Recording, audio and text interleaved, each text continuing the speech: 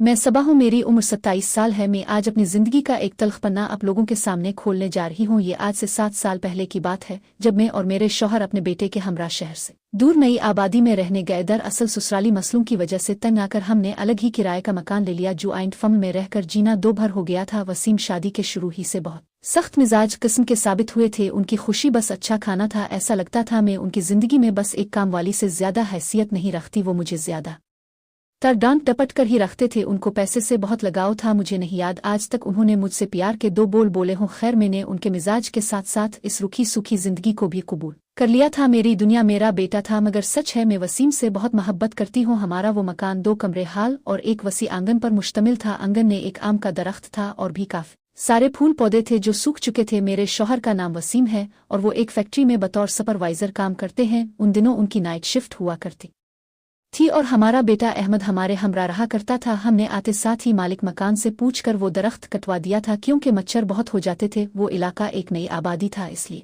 मगरिब के वक्त ही सन्नाटा हो जाता था। 9 बजे वसीम फैक्ट्री चले जाते थे। इस दिन भी वो मामूल की तरह जा चुके थे। रात के कोई 11:30 बजे थे जब मैं किचन के काम से फारिग हुई और फिर अपने लिए एक कप चाय का बनाकर सहन में पड़ी कुर्सी पर जा बैठी। मुझे दूर बहुत सारे लोगों के हंसने की आवाज़ सुनाई दी। मैं बड़ी हैरान हुई। असल में इस जगह पर हमारे घर के करीब कोई घर नहीं था, बहुत दूर दूर 1-2 घर थे। फिर वो आवाज़ थोड़ी करीब से सुनी। मैंने सोचा हुआ की वजह से दूर से कहीं से आवाज़ यहाँ आ रही, मगर अब तो वो आवाज़ घर की दीवार के साथ से सुनाई दी। वो ऐसी आवाज़ थी जैसे 15-20 मर्द हम आवाज़ कहे लगा रहे हो। मेरा खून खुश्क होने लगा कि वो आवाज़ अब मुझे अपने आसपास से साफ और जोर से सुनाई दी। मैं कप वहीं छोड़े अंदर भाग गई और वो सारी रात में अहमद के साथ सूरतें पड़ती जाग कर गुजारी थी। इस घर में जब मगरिब का वक्त होने लगता था तब कुत्ते हमारे घर की दीवारों की तरफ देख के रोते थे, जैसे दीवारों पर कोई खड़ा हो, जो हमें नहीं दुखता था। खैर, हमने शर्म में उन बातों को नज़रअंदाज कर दिया।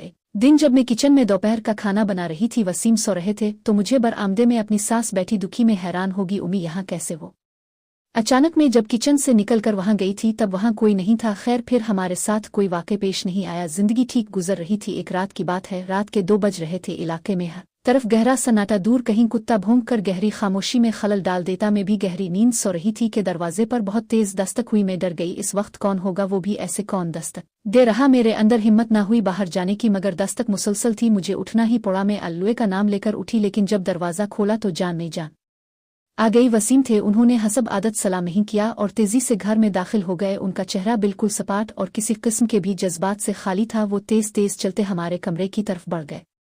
मैं भी दरवाज़ा बंद करके कमरे में आ गई। आज आप वापस आ गए, मैंने पूछा, जिस पर वो बोले, हाँ तबीयत नहीं ठीक। मैंने चाय का पूछा, उन्होंने मना कर दिया। अहमद उठ गया था। मैं इसका दूध बनाकर वापस लौटी तो अहमद वसीम की गोद में था और खेल रहे थे। मैंने अहमद को दूध दिया। वसीम यूं तो काफ़ी बातूनी थे, मगर इस रात वो बिल्कुल चुप थे। बस सारा ध्यान अहमद की तरफ था, इसमें मगन थे। फिर उन्होंने मुझे अपने करीब कर लिया। जब मेरी आँख खिली तब दिन के 12 बज रहे थे। मैं कभी भी इतनी देर नहीं सोती थी। बराबर में वसीम उल्टे सो रहे थे, अहमद ना था। मैं दौड़ कर बाहर गई तो अहमद सह में रेंग रहा था और खला में किसी के साथ हंस खेल रहा था। मैं फौरन इसे उठा लाई। शाम को वसीम उठे थे। मैंने जब उनकी तबीयत का पूछा तो कंधे उचक्का कर कहते, मेरी तबीयत को क्या हुआ, मैं तो बिल्कुल ठीक हूँ। मैं बड़ी हैरान हुई। कुछ दिन गुजरने के बाद रात 3 बजे मेरी आँख खिली। अहमद ना था, उसकी आवाज़ बरामदे से आ रही थी। मैं दौड़ कर गई तो सोफे पर वसीम इसे गोद में लिए बैठे थे और खेल रहे थे आपे पे। आज जल्दी कैसे, मैंने पूछा, जिस पर वो कुछ न बोले और उठकर कमरे में चल दिए। मैं भी वहां आ गई। क्या बात है, परेशान है? उनकी आंखें सरखे हो रही थीं, देखती अंगारों की तरह। मुझे उनमें देखने से आज पहली बार खौफ सा आ रहा था। अहमद कुछ ही देर में सो गया। मुझे लगा वसीम को कोई सख्त परेशानी है जो वो मुझे बता नहीं रहे। मैं उनके सीने से जा लगी और प्यार से पूछा, क्या बात है मेरे सर के ताज? तो वो बोले तो कुछ ना, मगर उन्होंने मुझे किस कर बाजाहे में पकड़ लिया, जिससे मुझे तकलीफ सी होने लगी थी। फिर उन्होंने मेरे बाल वल्ब की कैद से आज़ाद कर डाले। फजर की अजान हो रही थी। जब मेरी आँख खिली, मैंने करवट ली तो वसीम वहां न थे। मैंने सोचा वाशरूम होंगे और लेट गई। इंतजार करने लगी, वो ना आए तो मैं फिक्र से उठकर बाहर को चली। अचानक ही मैं वसीम से टकरा गई। वो अचानक ही सामने आ गए थे। मैं चीख पड़ी, जिस पर वो मुस्कुरा गए और अपने दोनों हाथों में मेरा चेहरा लिया। क्या हुआ जान?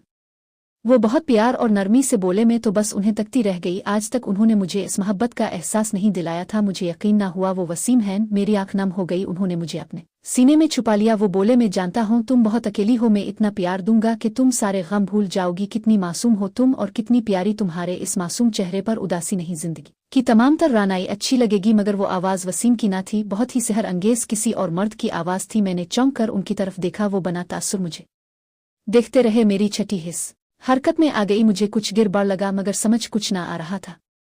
उन दिनों याद पड़ता है मैं तो बस खिल ही उठी थी। सच है, एक औरत अपने मर्द से बस प्यार चाहती है। मेरी सेहत पर भी काफी अच्छा असर पड़ा था। 3 माह गुजर गए, वसीम अब भी थे तो वैसे ही, मगर मुझे यकीन हो चला था कि वो मुझसे वाकई मोहब्बत करते हैं। मेरे लिए काफी था। दरअसल उन दोनों में हकीकत से बेखबर जी रही थी। मुझे शक तो की बार हुआ था मगर यकीन इस दिन हुआ जब मैं वसीम की बाहों में थी और वो प्यार से मेरी जुल्फ सहला रहे थे कि दरवाजा बजा और वो बाहर देखने गए। वो रात का आखिरी पहर था। जब वो वापस लौटे तो उन्होंने बूट पहन रखे थे जबकि वो यहाँ से बना जूती के गए थे। उफ, बहुत धुंध है बाहर। वो अपने जूते उतारते हुए बुड़बुड़ाई, कौन था? वसीम में बोली, कहाँ? वो लापरवाही से बोले, बाहर कौन था?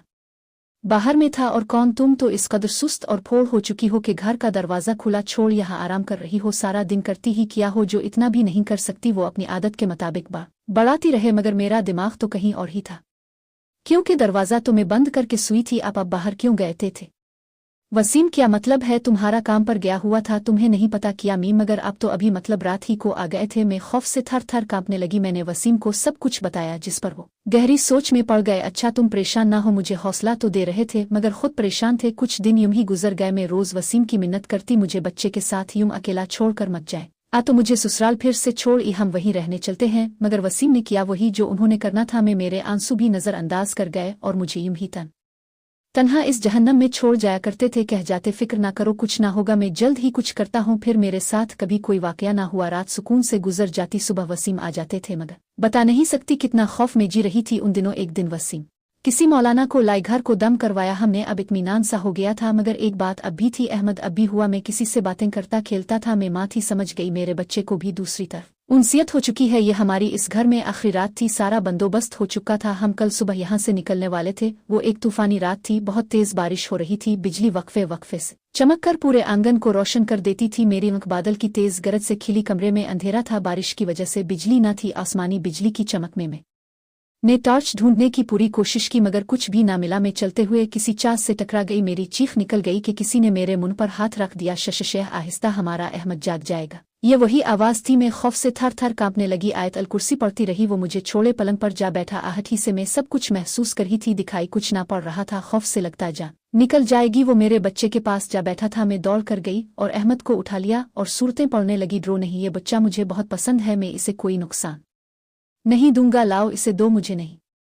वो उठकर मेरे नज़दीक, बहुत नज़दीक आ गया। इसके वजूद की तपश में अपने वजूद पर साफ महसूस कर पा रही थी। ले जा रहा है कल फिर वो तुम्हें मुझसे दूर। वो सरगोशी में बोला और उसने हम दोनों को अपने बाजाहे के हिसार में ले लिया। फिर इसने मेरी गोद से अहमद को लिया और चुमा चुल्लूगी मेरे साथ। इसके अजीब से सवाल ने मेरे जिस्म में सनसनी दौड़ा दी। मेरी आवाज़ हल्क में अटक सी गई थी। काटो तो लहू नहीं की सी हालत थी। चले जाओ यहाँ से, खुदा के लिए, हमने तुम्हारा कुछ नहीं बिगाड़ा। अचानक ही कमरे में गहरी खामोशी छा गई। मुझे यकीन हो गया वो जा चुका है मगर पहाड़ मुझ पर तब टूटा जब मुझे अंदाजा हुआ वो मेरे बच्चे को भी अपने साथ ले जा चुका है। बहुत मुश्किल थे वो दिन। इस बड़े नुकसान के बाद वसीम अपना सर पेट गए। उनको अंदाजा हुआ कि यहाँ से जल्दी ना जाकर उन्होंने कितनी संगीन गलती कर डाली। हम दिन रात पीर बाबू है के चक्कर काटते रहे मगर सब ही बस पैसे लूटते रहे। मैं उदे मरी हो गई। रू रू कर दिन रात जाए नमाज पर बैठी दुआ मांगती रहती। अहमद की एक एक चीज को इसकी याद की शक्ल में सीने से लगाए बैठी रहती। 2 हफ्ता गुजर चुका था। वसीम फिर भी संभल गए थे मगर मैं जीते जी मर गई थी। कोई उम्मीद गिराई ना देती। सबको हमने यही बताया कि अहमद खो गया है। आज भी याद है वो रात मुझे जब मेरी आँख खिली तो मेरा जिगर का टुकड़ा, दिल की ठंडक, मेरा अहमद मेरे पहलू में लेटा मिला। मैं इसी वक्त शुक्र के सजदे में गिर गई।